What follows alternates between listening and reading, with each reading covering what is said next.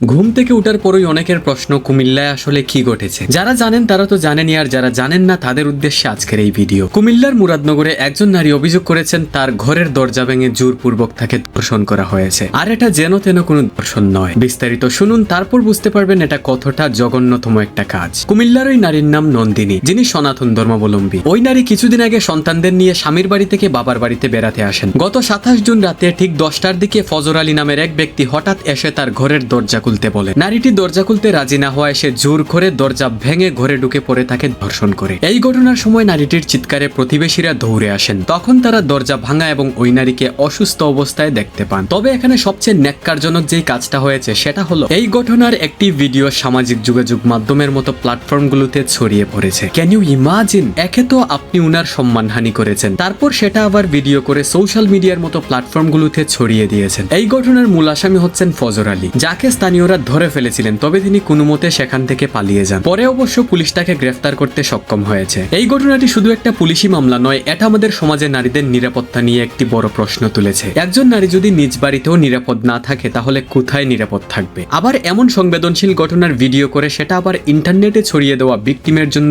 দ্বিতীয়বার অপমানের শামিল। একে তো আপনি তার সম্মানহানি করলেন, আবার সেটা সোশ্যাল মিডিয়ার মতো প্ল্যাটফর্মগুলোতেও ছড়িয়ে দিলেন। সো ডিয়ার অডিয়েন্স, মেইন আসামির পাশাপাশি যারা এটাকে ভিডিও করে সোশ্যাল মিডিয়ায় ছড়িয়ে দিয়েছে তাদের কেমন শাস্তি আপনি চান? আপনার মতামত অবশ্যই কমেন্ট করে জানাবেন। And please guys, subscribe to our channel.